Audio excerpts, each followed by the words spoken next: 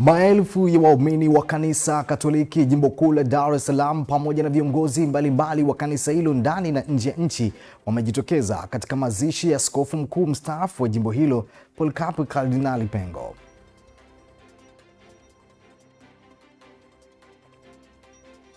Mkuu wa kanisa la Kiinjili la Kilutheri Tanzania KKKT Askofu Dr. Alex Malasusa mwataka wanawake wa kanisa hilo kuendelea kuishi maisha ya upendo, amani na uaminifu mkubwa katika jamii na ndani ya familia zao. Waziri wa Nchi, Ofisi ya Waziri Mkuu, Kazi, Ajira na Mahusiano, Deus Sangu ametoa siku 7 kwa kampuni ya Tabono Consultant kufika ofisini kwake jijini Dodoma kufuatia changamoto za kutofuata sheria za kazi, hususan kwa wafanyakazi anaowasimamia zilizoripotiwa na afisa kazi wa mkoa wa Rukwa. Na Rais Donald Trump wa Marekani amesema nchi yake imeanza operesheni kubwa za kijeshi nchini Iran baada ya Israel kufanya mashambulizi kadhaa katika jamhuri hiyo ya Kiislamu. Habari za wakati huu, mtazamaji wa Upendo TV Habari. Jina langu ni John Pazia. Nitakuletea habari za kitaifa na habari kutoka mataifa mbalimbali, na hapo baadaye utakujia utabiri wa hali ya hewa kutoka Mamlaka ya Hali ya Hewa Tanzania TMA. Tuanzie hapa jijini Dar es Salaam. Maelfu ya waumini wa kanisa Katoliki jimbo kuu la Dar es Salaam pamoja na viongozi mbalimbali wa kanisa hilo ndani na nje ya nchi wamejitokeza katika mazishi ya askofu mkuu mstaafu wa jimbo hilo Polycarp Kardinali Pengo, ambaye amezikwa ndani ya kanisa hilo, kanisa lililopo katika kituo cha Hija Pugu, mahali ambapo alichagua mwenyewe kuzikwa.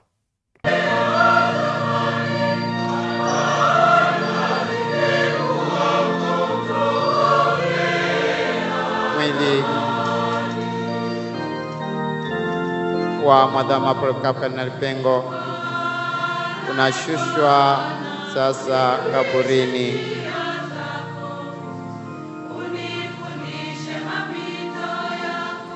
Mazishi hayo yametanguliwa na zoezi la kuaga mwili kwa baadhi ya waumini ambao hawakuaga jana, kisha adhimisho la ibada ya misa takatifu iliongozwa na askofu mkuu wa jimbo kuu la Dar es Salaam Mhashamu Jude Thaddaeus Ruwaichi, ambaye katika mahubiri yake amesisitiza umuhimu wa fadhila zinazompendeza Mungu ambazo ni pamoja ya kuwa na upendo, haki, ukweli na huruma.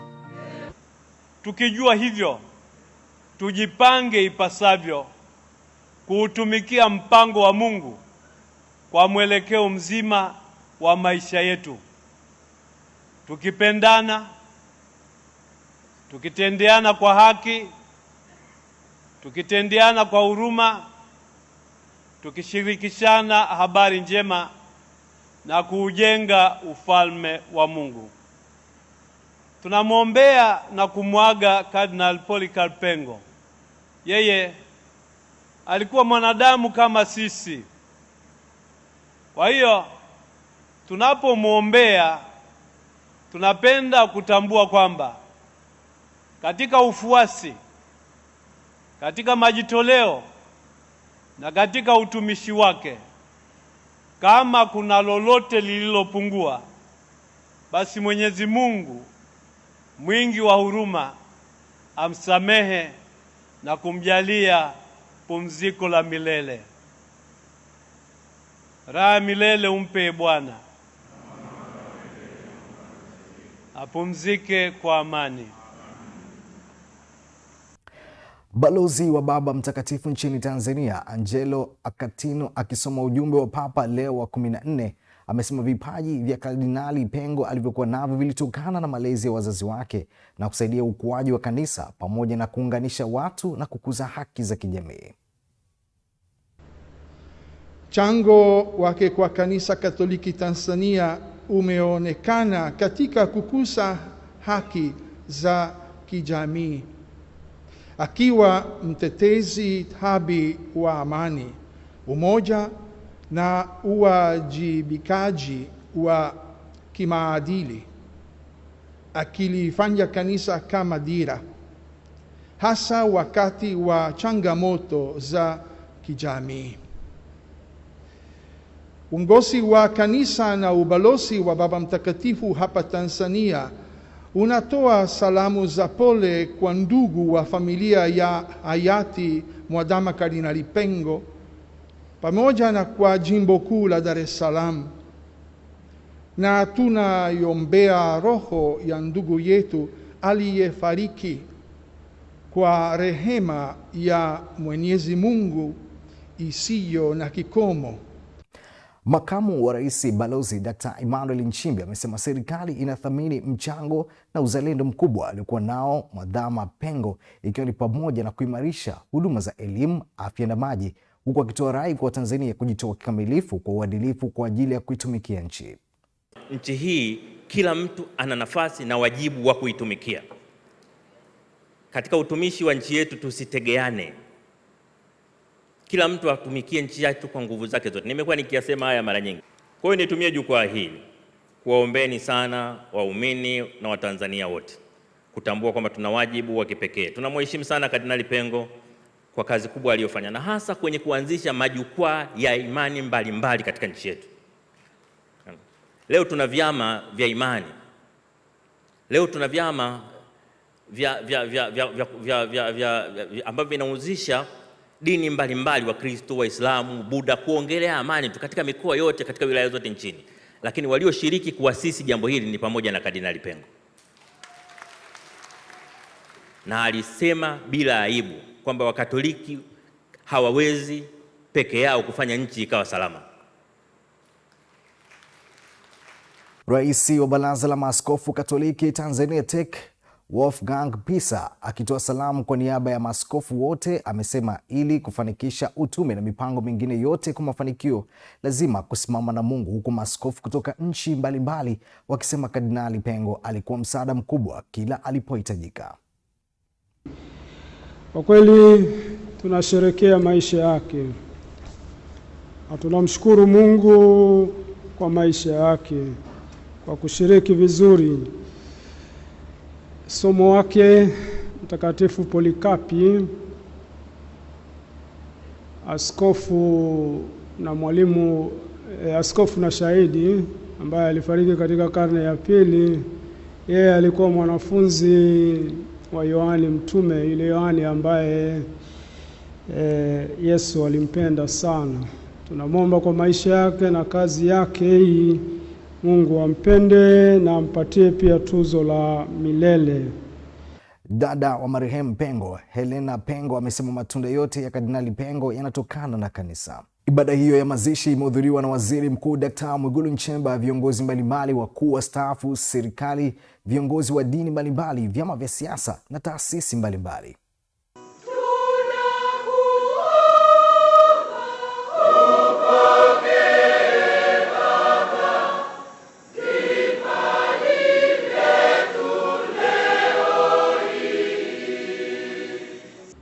Mchango wa wazazi ni wazi, wamemzaa mtoto, wamemlea kimaadili akiwa mdogo, lakini wakampeleka kule ambako yeye mwenyewe anasema mimi nataka kwenda. Lakini nilimheshimu Kardinali Pengo kama kiongozi wangu wa kiroho. Kama ambavyo imeelezwa, yeye alikuwa ni mtu anazingatia sana maadili. Anazingatia maadili, uaminifu na uzalendo. Mbora wa watu ni yule anayeleta maslahi mapana kwa watu. Lakini mwisho, Mufti na Shekhe Mkuu wa Tanzania ameniagiza ni nukuu andiko katika Biblia, Luka 2:52, inasema kama ifuatavyo: naye alipokuwa akikua katika hekima alimpendeza Mungu na wanadamu. Na ndivyo ilivyokuwa kwa mpendwa wetu. Baba Pengo aliwapenda watawa, na ndio maana tangu alipoingia alikaribisha watawa bila ubaguzi, na mara zote alipokaribishwa katika umoja wetu alipenda kujiona kama sehemu yetu. Alishiriki akitupongeza pale tulipofanya vizuri na kukemea yale yasiyofaa. Kardinali Pengo kwa muda mrefu alikuwa akisumbuliwa na maradhi ya moyo na mgongo na alifariki dunia Februari 19 mwaka huu wakati akipatiwa matibabu katika taasisi ya Jakaya Kikwete JKCI muda mchache baada ya kuwasili kutoka nchini India alikokuwa anatibiwa.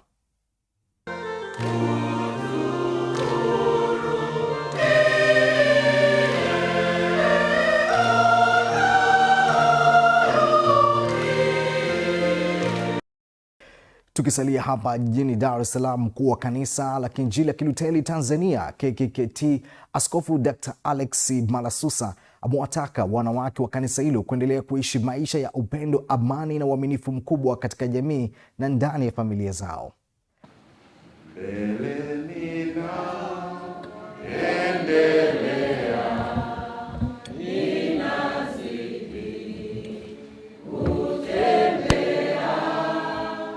Askofu Dr. Alex Malasusa ambaye pia ni askofu wa Dayosisi ya Mashariki na Pwani amesema hayo aliposhiriki katika ufunguzi wa mkutano mkuu wa wake wa wachungaji wa KKKT DMP Mwawa, mkutano ulioenda sambamba na mkutano mkuu wa Mwawa Vikoba wa mwaka, ikiwa ni shamra ya kuelekea maadhimisho ya kutimiza miaka 20 tangu kuanzishwa kwake mnamo mwaka 2006. Tukishakubaliana ndivyo inavyokuwa, lakini uaminifu mkubwa, na ningependa nimalize na hilo, uaminifu mkubwa ni kuhakikisha kwamba maneno yako hayana uongo. Unajua, moja ya vitu vinavyoharibu umoja ni maneno ya uongo. Yaani Mkristo uliye mwaminifu ni lazima watu wakuone kabisa. Ukisema tutashirikiana katika hili, kweli mshirikiane. Tutafika saa fulani, kweli tutafika saa fulani. Yaani kifupi, ndio yetu hiyo ndio, na sio. Na haya leo kusema Yesu, unajua, kasome kwenye Mathayo 5:37. Ukisema ndio, basi na iwe hivyo hivyo, na sio iwe sio. Chochote kinachozidi hayo kutoka kwa yule mwovu. Ukiona mtu anakuambia ndio afasa, lakini ujue kamwovu kamemdaka. Mkurugenzi mtendaji wa Maendeleo Bank Lomnyaki Saitabau amesema benki hiyo imejipanga kuwa mshauri wa kuaminika katika utoaji wa elimu ya fedha ndani ya kanisa ili kuwajengea wanawake uwezo wa kusimamia vyema rasilimali zao na miradi ya kiuchumi. Tuna imani moja kwamba imani ikikutana na pesa, jamii inakombolewa. Bwana Yesu asifiwe.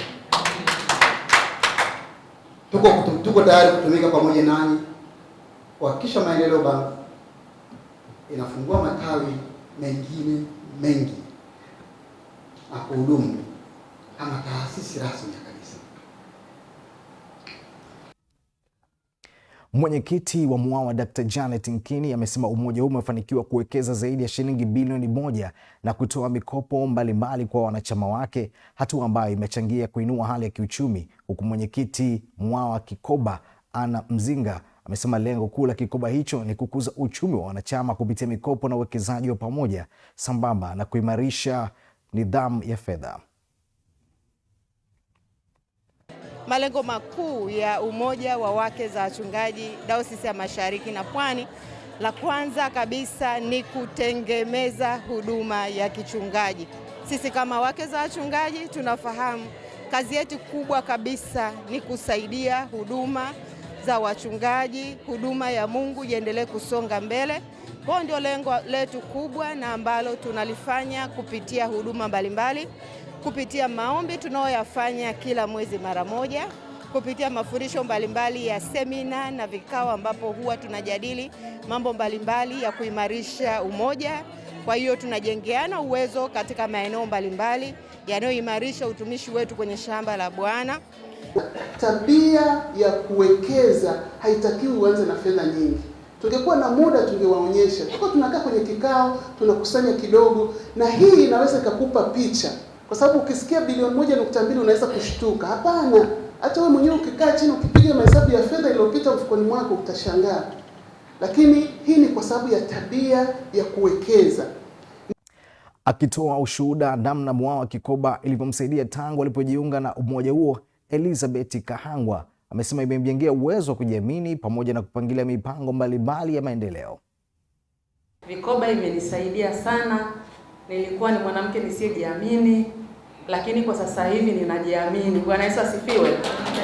Nilikuwa mwanamke ambaye pia sikuwa na nidhamu ya fedha, yaani nilikuwa sijui kuwa na nidhamu ya fedha, lakini sasa hivi nina nidhamu ya fedha na imenisaidia. Ninafanya mambo tofauti na kwamba niko kwenye ajira, lakini bado ninafanya mambo tofauti.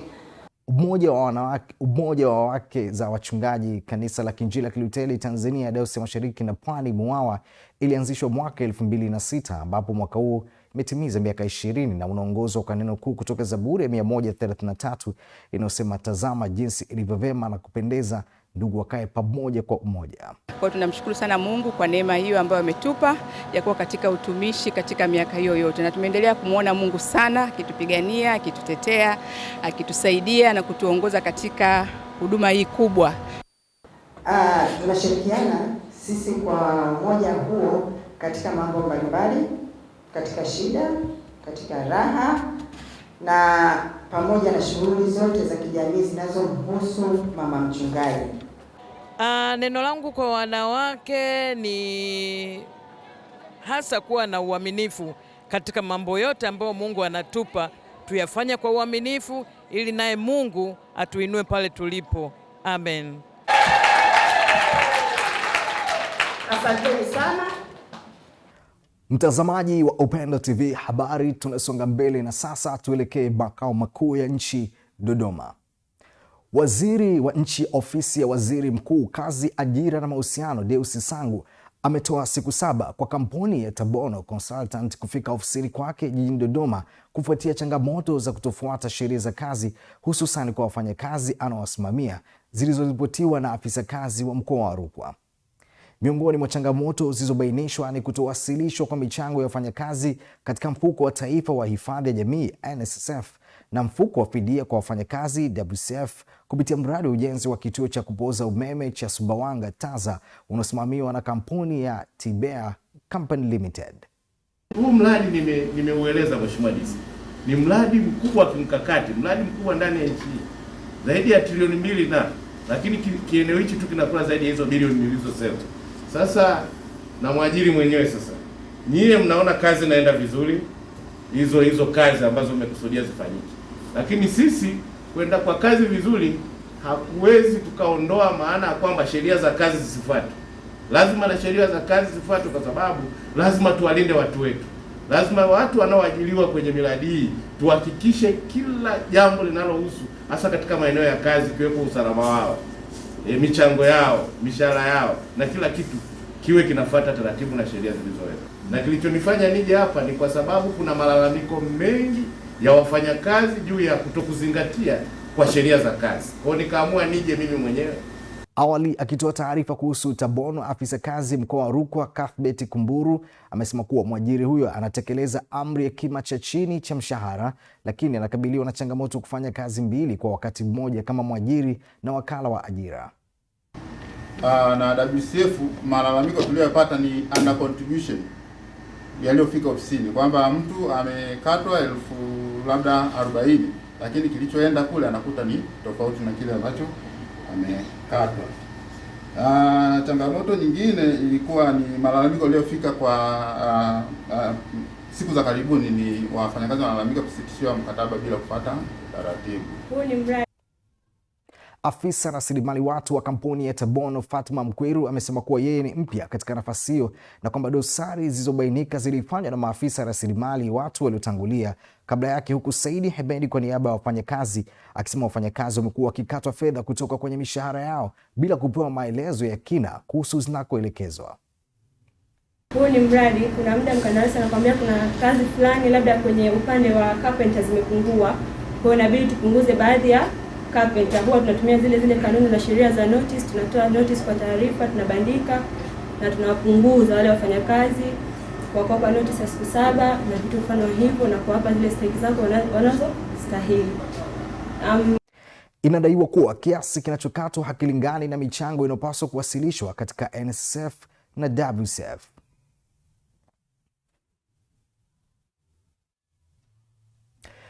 Tuelekee mkoani Kagera.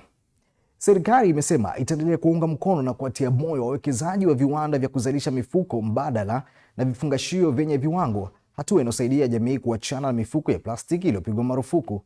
Kauli hiyo imetolewa na naibu waziri ofisi ya makamu wa rais muungano na mazingira, Dr. Festo Dugange, wakati wa ziara ya kukagua shughuli za uzalishaji wa vifungashio katika kiwanda cha LNN Standard Packaging Solution Limited kilichopo Bunazi, wilaya Misenyi, mkoani Kagera. Leo tuko kwenye eneo hili la kiwanda cha LNN. Kiwanda hiki ambacho chenyewe kinazalisha vifungashio ambavyo ni rafiki kwa mazingira. Ni suluhisho muhimu kwamba badala ya kutumia maplastiki ambayo yanachafua mazingira, yanachafua ardhi, yanachafua maji, yanaingia kwenye vyakula, tukitumia mifuko hii ambayo inaoza na haingii kuchafua mazingira, maana yake tunakuwa tumefanya kazi nzuri na kubwa ya kutunza mazingira. Kwa upande wake, mkurugenzi wa LNN Leonard Faustin amesema kiwanda hicho kimeajiri zaidi ya wafanyakazi 40 na katika kipindi kijacho kinatarajia kuajiri wafanyakazi 200 wa kudumu pamoja na wa msimu kulingana na mahitaji, hatua itakayoleta ufanisi zaidi katika uzalishaji wa vifungashio. Mheshimiwa Naibu Waziri, nakushukuru kwa mara nyingine kwa kuja kutembelea kitalu chetu. Kama nilivyokuwa nimeeleza jana, mradi wetu wa ukaa kwa wakulima wadogo Tanzania tulipata bahati ya kuanzisha hapa Tanzania, na mpaka sasa tumewasajili wakulima kwenye mradi huu zaidi ya 136,000. Katika hatua nyingine, naibu waziri huyo ametembelea mradi wa kitalu cha miche kilichopo Kashaba, Misenyi kwa ajili ya kuona namna mradi huo unavyotekelezwa. Akiwa katika mradi huo, amewaasa wananchi kupanda miti na kuitunza ili kukabiliana na mabadiliko ya tabia nchi ambayo yana athari kubwa ikiwemo mafuriko kutokana na mvua zisizo na mpangilio pamoja na ukame unaosababisha hali ya jangwa. Ziko wilaya nyingi ambazo ni kama jangwa. Miti imekatwa, vyanzo vya maji vimepotea. Lakini hata hapa Misenyi miaka 20-30 iliyopita kulikuwa na misitu mingi zaidi. Kulikuwa na vyanzo vya maji vingi zaidi. Hali ya hewa ilikuwa nzuri zaidi. Watu tunaongezeka, tunatafuta makazi, tunakata miti na mazingira yanaendelea kuharibika. Kwa hiyo hatuna muda mwingine zaidi ya sasa kuhakikisha tunaweka mikakati ya kutosha ya kutunza mazingira kabla hali haijawa mbaya zaidi. Mtazamaji wa Upendo TV Habari, tunasonga mbele na sasa tuelekee kaskazini mwa Tanzania mkoani Arusha. Walimu wastaafu wa halmashauri ya Meru wametakiwa kujiunga katika umoja wa walimu wa halmashauri hiyo na kuchangamkia fursa mbalimbali zilizopo zikiwemo za ujasiriamali ili kuwaongezea kipato na kuweza kujikimu kimaisha na kuepuka utegemezi. Hayo yameelezwa na mwenyekiti wa umoja wa walimu wastaafu wa halmashauri ya wilaya Meru, Mwalimu Senyaeli Palanjo, mara baada ya kuzindua rasmi umoja huo uliofanyika katika eneo la Usariva mkoani Arusha. Amesema kuwa lengo kubwa la umoja huo ni kubadilishana uzoefu na kusaidiana katika changamoto mbalimbali za kimaisha na kupeana taarifa za fursa zinazopatikana katika taasisi mbalimbali za serikali na zisizo za kiserikali. Tunakutana ili kubadilishana mawazo. Watu wanapostaafu wakishapokea kile kinua mgongo, ukikiona ni kingi lakini akitoshelezi kwenye maisha. Kama kuna masuala ambayo ulikuwa hujakamilisha kwenye ujenzi, labda kuna watoto wanasoma, inabidi ujipange vizuri ili kile kinua mgongo kiweze kusaidia. Lakini tunasaidiana mawazo kuangalia hivi mwenzetu mbona yeye maisha yake mazuri kuliko alivyostaafu.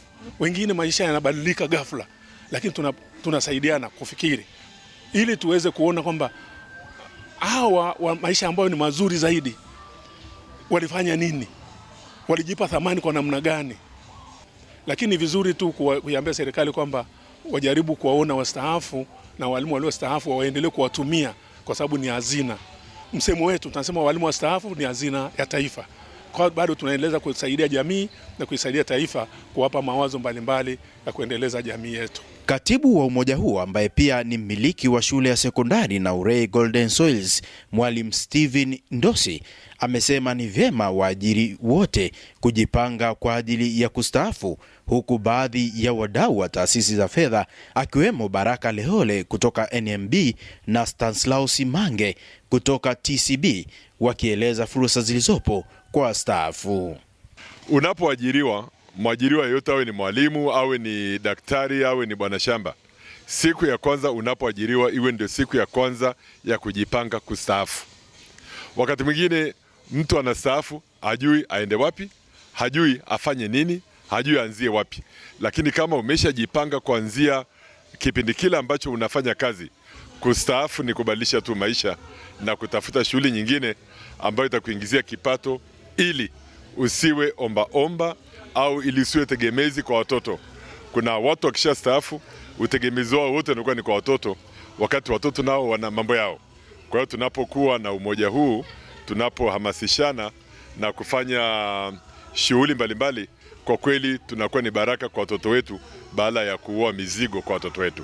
Mara nyingi sana tunapenda pia kutoa ushauri, hasa kwenye elimu ya msingi wa fedha.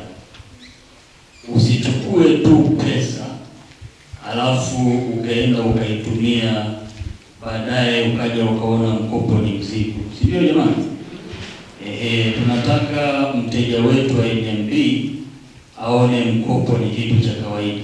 TCB kwa namna iliyowathamini wastaafu, pamoja na kwamba walikuwa wanapata kiinua mgongo kidogo, ile pension wanaopokea kila mwezi, lakini TCB ikawaletea manufaa. Na sio tu hivyo, ikaleta mikopo ambayo inalipa nafuu. Baadhi ya walimu wastaafu, Mwalimu Aminieli Moshi, Perpetua Ndelilio na Exaudi Kimaro, wamehimiza walimu wastaafu kutobweteka na badala yake kuendelea kufanya kazi kwa bidii. Wewe unakupa mwalimu changamoto, usikae tu nyumbani unaamka na ng'ombe, unashinda na ng'ombe. No, toka nje kidogo, jiongeze. Na hii gadari inatusaidia sana. Hapa itapigwa tusi, hapo watu watacheza, watarudia ujana. Kwa hiyo nitaona walimu wangu ambao nimefanya nao kazi muda mrefu, tutapiga tusi hapa, turudie ujana. Mlichukulie kama vile walimu wana thamani kuliko kitu chochote, lakini kweli tumefadhaika. La pili, jamani, tumestaafu, tusibweteke. Usikae kwenye TV kutwa, kufanya kazi takao kufanya utoe jasho kila siku. Jitahidi tu fanya kazi takao kutoa jasho kila siku. Kina baba na kina mama, pikipiki zinawazeesha. Usiruhusu changamoto nyingi ambazo kuna majibu nazo zitakupa stress. Jiachie mwenyewe, usiruhusu stress katika moyo wako, katika kichwa chako, utaondoka mapema. Jiachie, na moja njia ya kujiachia ni kama tulivyo leo. Mkutano huu wa walimu wastaafu umeweza kuwakutanisha walimu wastaafu zaidi ya 100 wa halmashauri ya Meru, ambapo wameweza kuzungumza mambo ya maendeleo, ikiwa ni pamoja na fursa ambazo zinapatikana baada ya kustaafu. Kutoka katika wilaya hii ya Rumeru iliyoko mkoani Arusha, mimi ni Elihuru Machao. Na sasa tuelekee nyanda za juu kusini mkoani Songwe. Katika kuendeleza usalama barabarani, ikiwa ni pamoja na kupambana na kuondoa au kupunguza ajali barabarani, wakuu wa usalama barabarani, wakuu wa vyuo vya udereva na wakuu wa vyuo vya udereva wa mikoa ya nyanda za juu kusini wamepatiwa mafunzo yanayokwenda kuongezea umakini wanapokuwa barabarani. Mafunzo hayo ya mfumo wa usimamizi wa usajili wa shule za madereva kwa wakuu wa usalama barabarani, wakuu wa vyuo vya udereva, wanafunzi wa shule za udereva mikoa ya nyanda za juu kusini yamefunguliwa rasmi na kaimu kamanda wa mkoa wa Songwe Nico Livingstone, huku lengo la mafunzo hayo likiwa ni kuimarisha usalama barabarani na kuondoa kabisa ajali za barabarani zinazosababishwa kwa uzembe. Mafunzo haya yanalenga kuwajengea uwezo madereva wakufunzi wetu ili wawaambie madereva au ambao ni wanafunzi wao nini cha kufanya wakiwa barabarani na nini cha kutofanya wakiwa barabarani. Baada ya mafunzo haya tunatarajia kupata madereva bora, madereva ambao wanaheshimu utu wa abiria, wanaheshimu alama za usalama barabarani ili kupunguza ajali. Mifumo isomane kati ya shule au vyuo vya udereva na jeshi la polisi makao makuu, trafiki kuu, au kwa mtu yoyote akiingia kwenye mfumo anaona kinachoendelea. Mimi nikiingia kwenye mfumo nitaona shule za mkoa wa Njombe, wakufunzi wa wanafunzi waliosajiliwa na waliohitimu. Sasa tunapoelekea kwenye namna hiyo, hii inaondoa sasa ile ujanja wa madereva kwenda kununua vyeti mtaani. Vyuo vyote vya mkoa wa Songwe vihakikishe vinatoa mafunzo thabiti na bila kukubali kumpitisha mwanafunzi yeyote kuwa dereva au kutoa vyeti ambavyo kwa watu ambao hawana mafunzo ya kutosha ya udereva. Nao wamiliki wa vyuo vya udereva akiwemo Ednico Mkola wamesema mafunzo haya yatasaidia kupata madereva sahihi na kuondoa malalamiko dhidi yao ya kutoa madereva wasio na sifa. Sisi kwa nafasi yetu kweli tunashukuru sana jeshi letu la polisi kwa kuandaa semina hii muhimu ambayo itatuwezesha kwa kweli kuboresha shughuli ambazo tunazifanya. Ni zoezi muhimu sana kwa sababu kwa sasa ajali zimekuwa nyingi sana barabarani, kiasi ambacho zinahitaji elimu sana ili kuweza kuzipunguza. Miaka ya nyuma tumekuwa tukipata malalamiko mengi. Tunawafundisha au tunawatoa vijana au madereva wakiwa wako vizuri, lakini utakuta tunalalamikiwa sana kwamba hatujawafundisha hao madereva. Lakini kwa sasa katika mfumo huu tunafurahi sana wamiliki wa vyuo, kwa sababu hawa madereva wakisoma watapewa maksi zao, lakini pia wataingizwa kwenye mfumo na maksi zao zikiwa. Nikiripoti kutoka hapa mkoani Songwe, mimi ni Nicholas Ndabila, Upendo TV. Waziri wa Fedha Balozi Hamisi Musa Omari amesema kuwa Tanzania iko tayari kushirikiana na kubadilishana uzoefu na nchi ya Qatar kukuza sekta ya fedha pamoja na utafiti, uchimbaji na uendelezaji wa gesi asilia ili sekta hizo ziweze kuchangia zaidi ukuaji wa uchumi wa nchi. Balozi Omari amesema hayo katika ofisi ndogo za Wizara ya Fedha jijini Dar es Salaam baada ya kupokea ujumbe maalum kutoka nchi hiyo na kufanya mazungumzo na balozi wa Qatar nchini Tanzania Fahad Rashid Al Marakh. Amesema kuwa Qatar ina uzoefu mkubwa katika sekta ya utafutaji, uchimbaji na uendelezaji wa gesi asilia, eneo ambalo Tanzania inaweza kujengewa uwezo zaidi. Lakini la pili nikamkumbusha kwamba kwa wenzetu wao Qatar kuna maeneo mawili ambayo tunaweza pengine tukanufaika nayo sana, hasa sisi Jamhuri ya Muungano wa Tanzania. Moja ni mafanikio yao makubwa katika utafutaji, uendelezaji, uchimbaji na uendelezaji wa rasilimali ya gesi asilia, ambako tunafahamu kama sisi wenyewe Tanzania vile vile tuna ugunduzi, tumegundua gesi asilia na tayari kuna maeneo ambayo tumeendelea kuichimba na kuitumia. Kwa hiyo kwenye hili hasa kwenye upande wa utafutaji na namna ambavyo wao wameweza kuiendeleza, tunaweza tukabadilishana uzoefu vile vile. Kuhusu sekta ya fedha, Balozi Omari amesema kuwa Qatar ni kituo kikubwa cha fedha, financial center, katika nchi za Ghuba ya Uajemi na kwamba Tanzania inaweza kufaidika na uwepo wa kituo kama hicho na kuwezesha kuyafikia masoko ya mitaji. Pia uzoefu wao nchi ya Qatar katika mambo ambayo yameendelea kwa haraka na yamepiga hatua kubwa ni kuifanya Qatar kuwa kituo cha fedha, yani ni financial center katika nchi zile za miongoni mwa nchi zilizopo katika Gulf, katika Ghuba. Kwa hiyo na hili nayo nikamwambia tuangalie nayo, hatujawaona sana Qatar pamoja na utajiri wao mkubwa, hatujawaona sana kwenye mashirikiano yao kwenye kusaidiana na Jamhuri ya Muungano wa Tanzania. Tuliangalie kama kuna fursa yoyote.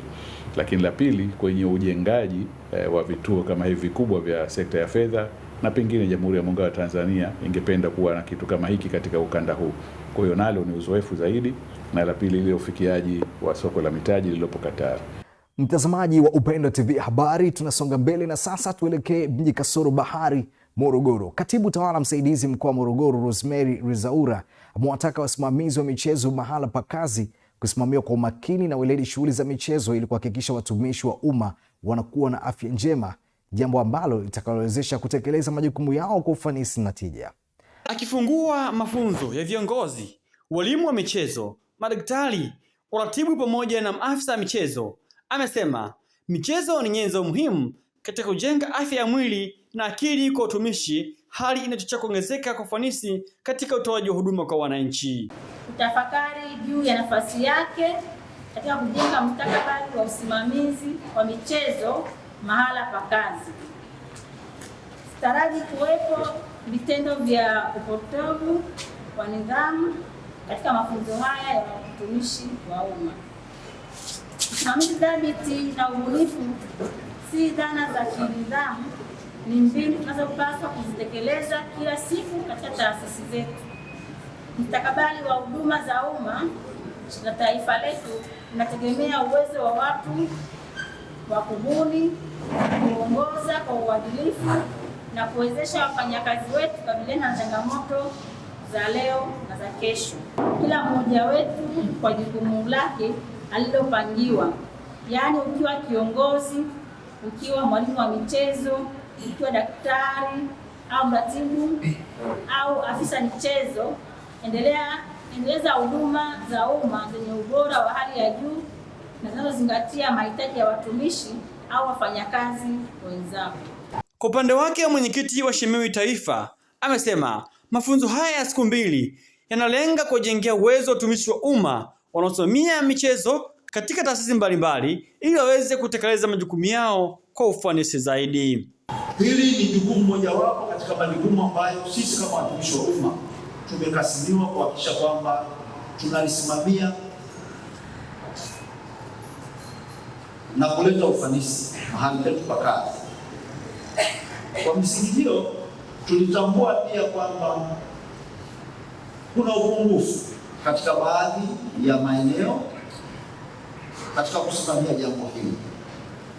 Sasa jambo kubwa kwetu si kutanguliza lawama, lakini kuhakikisha kwamba tunaandaa utaratibu mzuri wa kuwawezesha watumishi wote waliokasimiwa jukumu hili kuwa na stadi na maarifa ya kuhakikisha kwamba wanasimamia michezo mahali pa kazi na kuleta ufanisi mkubwa. Naye RC John Choaji, mjumbe wa mkutano mkuu wa Shemewi Taifa kutoka Utamaduni Sports Club ya Wizara ya Habari, Utamaduni, Sanaa na Michezo, amesema lengo kuu ni kukutanisha watumishi wa umma kupitia michezo ili kuimarisha umoja, mshikamano na afya bora vitakavyowawezesha kutekeleza majukumu yao ya kiutumishi kwa ufanisi zaidi. Serikali imetambua michezo ni jambo muhimu kwa watumishi wa umma kupitia sheria ya Baraza la Michezo pamoja na sheria ya maendeleo ya michezo kupitia sera ile ya mwaka 1995 inayozungumzia michezo kwa wananchi wote wa Tanzania. Lengo lake ni kuwakutanisha watumishi wa umma pamoja, tujenge afya ili kuondokana na magonjwa mbalimbali, lakini vile vile tunafahamiana, tunapeana ujuzi mbalimbali, tunajengeana uwezo. Tutakuwa na mabadiliko makubwa, lakini ndani ya